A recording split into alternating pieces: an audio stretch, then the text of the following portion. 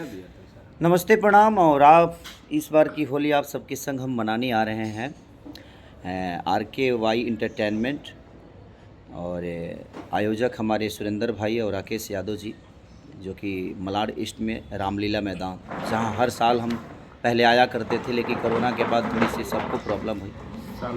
और शाम के 4 बजे वह सबसे मिले हम आई मुंबई 7 मार्च शाम 4 बजे रामलीला मैदान, हीरा बाज़ार के बगल में, हीरा बाज़ार माने बगले में बा।